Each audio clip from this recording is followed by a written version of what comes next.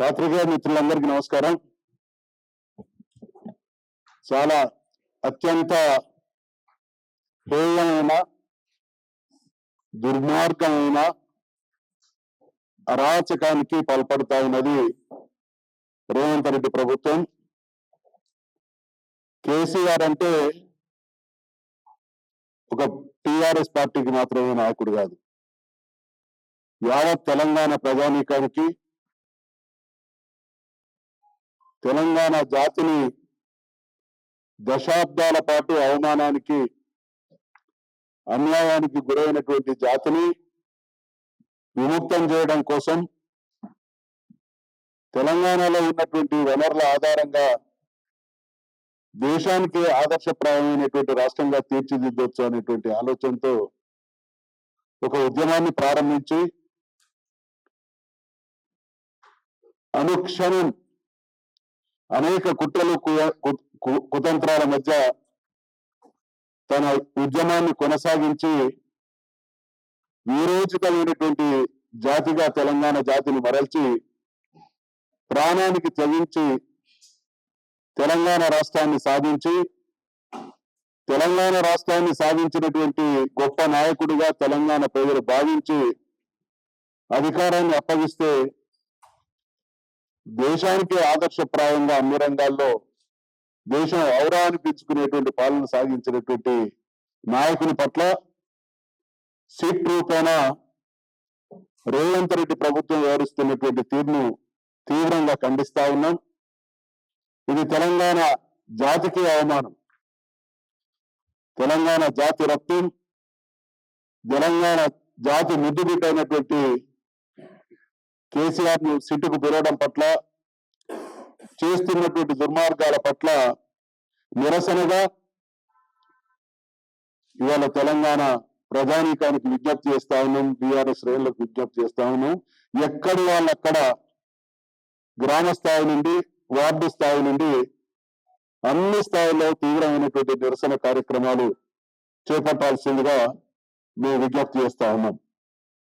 ఇవాళ సిట్ వైఖరి, ఇది సిట్ వైఖరి కాదు, ప్రభుత్వ దుర్మార్గానికి నిదర్శనం. వీళ్ళు అధికారుల లేకుంటే ప్రైవేట్ సైన్యం అనేటువంటి అనుమానం వస్తా ఉన్నది. ఈ మధ్యకాలంలో సిట్ నోటీసు పంపిస్తే కేసీఆర్ గారు ఏం సమాధానం చెప్పిండు? మున్సిపల్ ఎన్నికల రీత్యా పార్టీ అధ్యక్షుడిగా అభ్యర్థుల సెలక్షన్, బీఫామ్లు ఇష్యూ చేయాల్సినటువంటి అవసరం, బాధ్యత పార్టీ అధినేతగా నా మీద ఉంది కాబట్టి నేను తక్షణం ఇప్పుడున్నటువంటి పరిస్థితులలో హాజరు కాలేను అని అంటే మళ్ళీ ఆగమేఘాల మీద. దీని వెనుక ఆంతర్యం ఏంటి?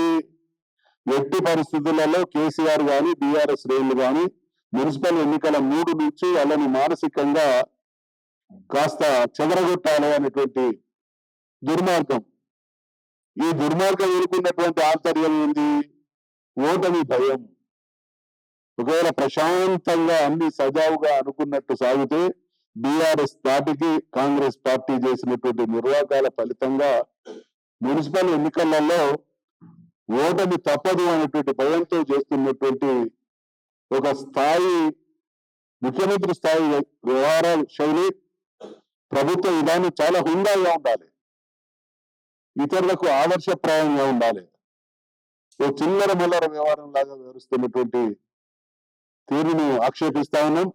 అదే సందర్భంలో ఇప్పుడు నందినగర్ లో ఉన్నటువంటి ఇంటికి నోటీసులు ఇవ్వడం, అనేక సందర్భాల్లో శాసనసభలో స్వయంగా ముఖ్యమంత్రి గారు అన్నటువంటి మాటల్ని ఈ సందర్భంగా గుర్తు చేస్తా ఉన్నాం. ఫామ్ హౌస్ లో ఉంటాడు కేసీఆర్ గారు. ఎవరన్నారు? మీరు శాసనసభ వ్యవహారాలకు సంబంధించినటువంటి ఆ రికార్డులను కనుక తిరిగేస్తే ఒక 10-20 సార్లు అనేక సందర్భాల్లో శాసనసభ జరుగుతున్నటువంటి సందర్భంలో బయట కూడా ముఖ్యమంత్రి గారు అన్నటువంటి మాట కేసీఆర్ గారు ఫామ్ హౌస్ లో ఉంటుంది. ఆయన నిన్నలాగా సిట్ నోటీస్ ఇస్తే దానికి రిప్లై చేసింది కూడా అక్కడి నుండే. గతంలో పొన్నం ప్రభాకర్ మంత్రి గారు ఇవాళ స్వయంగా సిట్ అనేది అధికారులకు సంబంధించినటువంటి విషయం. స్వయంగా మంత్రులు పొన్నం ప్రభాకర్ గారు కావచ్చు, ఈ మధ్య కాలంలో మేడారం జాతర ఆహ్వానాన్ని పురస్కరించుకొని ఇద్దరు గౌరవ మంత్రివర్యులు సీతక్క గారు అదేవిధంగా కొండా సురేఖ గారు కూడా ఫామ్ హౌస్ కి వెళ్ళి ఆహ్వానాన్ని ఇచ్చినటువంటి సందర్భాలు ఉన్నాయి. మరి దానికి భిన్నంగా అంటే కక్ష సాధింపాలి, ఆయనను ఇబ్బంది పెట్టాలి అనేటువంటిది ఉన్నదే తప్ప ఎంక్వైరీలకు సహకరిస్తామనేటువంటి వైఖరి బీఆర్ఎస్ ప్రభుత్వానికి, బీఆర్ఎస్ పార్టీది. మా పార్టీ నాయకులు ఇప్పటి వరకు జరిగినటువంటి సందర్భాల్లో ఎంక్వైరీలకు ఎవరు పిలిచినా కూడా పోయినటువంటి చరిత్ర ఉన్నది. మరి వారి వయసుని, వారి హోదాను, వారి అనుభవాన్ని డౌన్ సైడ్ చేయాలి. వీళ్ళు ఈ వెకిలి ప్రయత్నాల ద్వారా కేసీఆర్ గారి స్థాయిని, వారి ఔన్నత్యాన్ని తగ్గించగలుగుతారా? తెలంగాణ రాష్ట్ర సాధన కోసం పోరాడింది ఎవరు అనంటే ఏ అమాయకుడిని అడిగినా కూడా కళ్ళు మూసుకొని చెప్పేటువంటి మాట కేసీఆర్. ఏ తెలంగాణ మూలాలు ఉన్నటువంటి ప్రపంచంలో ఎక్కడ బతుకుతున్నటువంటి మనిషిని అడిగినా తెలంగాణ సాధించినటువంటి సాధకుడు ఎవరు అని అంటే కేసీఆర్ అనేది ఆస్ట్రేలియాలో ఉన్న తెలుగు ఆయన చెప్తాడు, ఫిజీలో ఉన్న తెలుగు ఆయన చెప్తాడు. నిన్నగాక మొన్న అంతరిక్షంలోకి పోయి తెలంగాణ మూలాలు ఉన్నటువంటి రాజాచారిని అడిగినా కూడా చెప్తారు. ఇది చరిత్ర. ఒక జాతి కోసం తన జీవితాన్ని అంకితం చేసి తన ప్రాణాన్ని త్యాగం చేయడానికి సిద్ధపడ్డటువంటి మహానుభావుని పట్ల, నాయకుడి పట్ల, అదేవిధంగా పరిపాలన అంటే విజ్ఞత, పరిపాలన అంటే దార్శనికత, పరిపాలన అంటే ఇచ్చినటువంటి హామీలు నిలబెట్టడం, పరిపాలన అంటే ప్రజలు ఆశించిన దానికంటే గొప్ప అవకాశాలు వాళ్ళు కల్పించడం అనేటువంటి దాన్ని ప్రూవ్ చేసినటువంటి నాయకుడు కేసీఆర్. ఆయనను ఆదర్శంగా తీసుకోవాలి, ఆ మెలకువల్ని నేర్చుకోవాలి. తెలంగాణ దేశానికి ప్రామాణికంగా తయారైంది, ఆ పరంపరను కొనసాగించాలనేటువంటి ఆలోచన ఉండాలి తప్ప ఏదో మసుబూసు మారేడుగాయ చేసి ఎదుటి వాళ్ళ, మన చిన్నప్పుడు ఎవరైనా ఒక గీత గీసి దీన్ని చిన్నగా చేయమంటే దాని మీద పై పెద్ద గీత గీసేది. వీళ్ళ మూర్ఖత్వాలు గట్లున్నాయి. పని విధానంతో మెప్పించాలి. పాలకుడిగా ఇప్పుడు తెలంగాణ సమాజం ఎప్పుడు హర్షిస్తుంది? కేసీఆర్ గారు అనేక హామీలు ఇచ్చిండు, అనేక స్కీములు అమలు చేసిండు. హామీలు ఇవ్వనటువంటి స్కీములను కూడా అమలు చేసినటువంటి చరిత్ర ఆయనది. మీరు ఇచ్చినటువంటి హామీలను అమలు చేయండి, ఇంకా ఇవ్వనటువంటి హామీలను కూడా అమలు చేస్తే కేసీఆర్ గారి కంటే గొప్ప పాలకుడు అనేటువంటి గౌరవం ప్రజల దృష్టిలో మీకు కలుగుతుంది. అది వాస్తవం అవుతుంది కూడా. కానీ కేసీఆర్ గారి ఆనవాళ్ళను చెరిపేయడం, ఇచ్చినటువంటి హామీలను అమలు చేయకపోవడం, హామీలు అమలు చేయండి అని నిలదీస్తే దుర్భాషలాడడం. రేవంత్ రెడ్డి గారు, ఇది ప్రజాస్వామ్యం, ఖచ్చితంగా చరిత్రలో నియంతలకు లేదా మాకు ఎదురులేదు అని విర్రవీగినటువంటి వాళ్ళు కూడా కాలగర్భంలో కలిసినటువంటి చరిత్ర ప్రజాస్వామ్యంలో ప్రజల తీర్పు ద్వారా అనేకం చూసినాం. 2000 ఇంకా 10 సంవత్సరాలు మేమే ఉంటాం. 10 సంవత్సరాలు ఉండే తెలివి ఇదేనా? 10 సంవత్సరాలు ఉండే తెలివి ఎప్పుడు? మీరు ఇచ్చినటువంటి 6 గ్యారంటీలను అమలు చేసినప్పుడు, మీరు ఇచ్చినటువంటి 420 హామీలను ఆచరణలో ప్రజలకు అందించినప్పుడు, వాటిని మీ అధికారాన్ని శాశ్వతం చేస్తే తప్ప ఇటువంటి చిల్లర ప్రయత్నాలు కాదు. అదే సిఆర్పిసి, అందరు పాత్రికేయ మిత్రులు మీరు కూడా చూస్తున్నారు, పేపర్లలో కోడ్ చేయబడతా ఉన్నది. 160 సిఆర్పిసి ప్రకారంగా 65 ఏళ్లు దాటిన వాళ్ళను విచారించాల్సి వస్తే వాళ్ళ ఆప్షన్ ప్రకారంగా విచారించాలని కూడా ఉన్నది. మరి పోలీసులకు చట్టాలు ఎవరైతే సిఆర్పిసిలను రిఫర్ చేసుకుంటూ ఐపీసీల ప్రకారంగా వ్యవహారాలు నడుపుతారో, ఈ ఉన్నటువంటి వాటిని కూడా అమలు చేసే విజ్ఞత లేదు అని అంటే ఇది ముమ్మాటికి కక్ష సాధింపు చర్య. ఈ కక్ష సాధింపు చర్యలన్నింటినీ కూడా ప్రజలు చాలా సీరియస్ గా గమనిస్తున్నారు అనేటువంటి విషయాన్ని గుర్తు చేస్తా ఉన్నాం. కేసీఆర్ గారికి చట్టం, న్యాయం, ధర్మం మీద ఎంతటి నిబద్ధత ఉందో మీ అందరికీ తెలుసు. ఆయన బీఆర్ఎస్ పార్టీని స్థాపించినటువంటి తొలినాళ్లలోనే అన్నటువంటి మాట, రక్తం చుక్క నిలబడకుండా. అంతకుముందు 2000 సంవత్సరంలో కేసీఆర్ గారు ఉద్యమాన్ని ప్రారంభించాలనేటువంటి ఆలోచన చేసినప్పటి నుండి తెలంగాణ సాధించే వరకు ఉద్యమ ప్రస్థానాన్ని చూడండి. అంతకుముందు కూడా తెలంగాణ ఉద్యమంలో అప్పుడప్పుడు అహింస, ఇటువంటి ప్రభుత్వపరమైనటువంటి దుర్మార్గాలు, రక్తం గారినటువంటి సందర్భాలు ఉన్నాయి.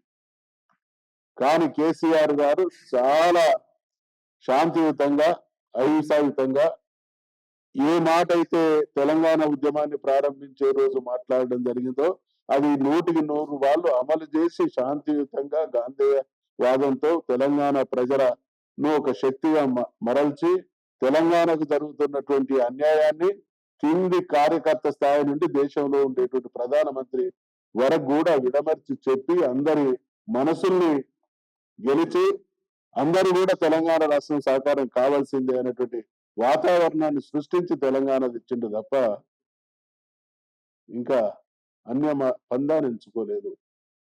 అనేక సందర్భాల్లో కావేశాలు వచ్చేటువంటి సందర్భంలో కూడా ఏ రోజు ఆయన కక్ష సాధింపు లేదా అవుట్ ఆఫ్ తను చెప్పినటువంటి శాంతియుత పందాకు పోలేదు. మరి అటువంటి నాయకుడి పట్ల ఈ ప్రభుత్వం వ్యవహరిస్తున్నటువంటి తీరు, సభ్య సమాజం, మేము తెలంగాణ జాతికి సంబంధించినటువంటి అన్ని వర్గాల మేధావుల్ని, కవుల్ని, కళాకారులని, ప్రజల్ని అందరికీ విజ్ఞప్తి చేస్తా ఉన్నాం. ఇది తీవ్రంగా పరిగణించాల్సినటువంటి సందర్భం, తీవ్రంగా పరిగణించాల్సినటువంటి అంశం అనేటువంటి విషయాన్ని కూడా గుర్తు చేస్తా ఉన్నాం. ఇది ఎట్లున్నది అని అంటే, చిన్నప్పుడు పులిని చూసి నక్క వాత పెట్టుకున్నారు. ఎందుకు ఈ మాట అంటున్నాం అంటే, బ్రహ్మాండంగా బీఆర్ఎస్ పాలన సాగుతా ఉన్నది. ఎన్నికల ముందు వరకు కూడా బ్రహ్మాండంగా అన్నటువంటి హామీలన్నీ నిలబెట్టినాం. వీళ్ళు వాతలు పెట్టుకునేటువంటి పులిని చూసి నక్క వాత పెట్టుకున్నా అనే సామెతకు రిలవెన్స్ ఏంటంటే, వీళ్ళు కూడా మాకన్నా గొప్ప హామీలు ఇస్తామనేటువంటి మాటలు చెప్పిండు. ఇవాళ ఆచరణలోకి వచ్చే వరకు పులేదో నక్కేదో తేలిపోతా ఉన్నది. అందుకనే పరిపాలన మీద దృష్టి పెట్టండి. మొన్న ఈ గడిచిన వాళ్ళ సిట్టు స్పీడ్ ఎందుకు పెంచిందో మాకు అర్థమవుతా ఉన్నది. ఈ 10-15 రోజులుగా బొగ్గు స్కామ్ కావచ్చు, ఈ జల వివాదానికి సంబంధించినటువంటి విషయాల్లో కావచ్చు, హరీష్ రావు గారు శాసన సభలో ఆయన గొంతును కానీ టిఆర్ఎస్ పార్టీకి సంబంధించినటువంటి శాసనసభ్యుల, మండలి సభ్యుల గొంతును నొక్కేస్తే శాసనసభ బయట ఈ మధ్య కాలంలో హరీష్ రావు గారు పుంకాలుగా వాళ్ళ స్కామ్లు ఏ రకంగా దయాబామరులు పంచుకుంటా ఉన్నారు, ఏ రకంగా మంత్రులు పంచుకుంటా ఉన్నారు, ఏ రకంగా తెలంగాణను అవినీతికి కేర్ ఆఫ్ అడ్రస్ గా దిగజార్చిళ్ళు, ఏ రకంగా ప్రతి విషయంలో కూడా తెలంగాణ ఈడ కాంగ్రెస్ కు బీఆర్ఎస్ కు మధ్య ఉన్నటువంటి స్పష్టమైన తేడా ఏంటంటే, తెలంగాణ రాష్ట్ర ప్రయోజనాలు, ప్రజా ప్రయోజనాలే ఆశ శ్వాసగా బతికేటువంటి పార్టీ బీఆర్ఎస్ పార్టీ. తెలంగాణ ప్రయోజనాలను బయట వాళ్ళకు దారాదత్తం చేయడం, ఆ గురువు గారి కళ్ళల్లో ఆనందాన్ని చూడడం కోసం తెలంగాణ ప్రజల 4 కోట్ల ప్రజల కళ్ళల్లో కన్నీళ్లు తెప్పించేటువంటి దుర్మార్గానికి ఒడగడుతున్నటువంటి దుర్మార్గపు పాలన రేవంత్ రెడ్డి పాలన. కాబట్టి ఇవన్నీ రోజువారీగా పుంకాలుగా అనేక రకాలైనటువంటి మాధ్యమాల ద్వారా ప్రజాక్షేత్రంలోకి పోతున్నాయి. కాబట్టి ఇక వీళ్ళని కాదు, కేసీఆర్ గారినే టార్గెట్ గా చేసుకుంటే కొంత కన్ఫ్యూజన్ క్రియేట్ చేయొచ్చు, శ్రేణుల్లో భయాందోళనలు తీసుకురావచ్చు, మానసికంగా కుంగదీయొచ్చు, మున్సిపల్ ఎన్నికలలో వాళ్ళ క్వాలిటీని, వాళ్ళ మనస్థైర్యాన్ని తగ్గించవచ్చు, వాళ్ళ మనసును చంచలం చేయడం ద్వారా రిజల్ట్ ను హైజాక్ చేయొచ్చు అని చూస్తా ఉన్నారు. కానీ ఇవాళ కేసీఆర్ గారు నేతృత్వంలో బీఆర్ఎస్ పార్టీలో ఉన్నటువంటి సైన్యం కేసీఆర్ గారు ఒక పిలిపిస్తే ప్రతి ఒక్కరూ మరో కేసీఆర్ లాగా తయారైనటువంటి కసితో ఉన్నారు. కారణం ఏంటంటే తెలంగాణ కోసం ఏ రకంగానైతే పోరాడినామో సాధించినటువంటి తెలంగాణలో 10 సంవత్సరాలు అద్భుతాలు జరిగినాయి. మళ్ళీ తెలంగాణ ప్రయోజనాల మీద ముప్పేట దాడి కొనసాగుతా ఉన్నది. రాష్ట్రం సాధించబడే నాటికి కాంగ్రెస్ హయాం మొత్తంలో ఎటువంటి తెలంగాణ ద్రోహం, తెలంగాణకు వ్యతిరేక నిర్ణయాలు జరిగినాయో అవి పునరావృతం అవుతున్నాయి. కాబట్టి మళ్ళీ బీఆర్ఎస్ శ్రేణులందరూ కూడా మనసుగా తీసుకున్నారు. ఈ సందర్భంలో నేను వారందరికీ విజ్ఞప్తి చేస్తా ఉన్నా, దయచేసి జరుగుతున్నటువంటి పరిణామాలను ఖండించండి. మన నాయకుడు, మన ఆత్మగౌరవ తెలంగాణ యావత్ జాతి ఆత్మగౌరవ ప్రతిరూపం కేసీఆర్ గారు. కాబట్టి ఆయన విషయంలో సిట్ పేరుగా ప్రభుత్వం చేస్తున్నటువంటి దాష్టికానికి నిరసనగా ఎక్కడి వాళ్ళు అక్కడ రేపు స్పందించాలనేటువంటి విషయాన్ని తెలియజేస్తూ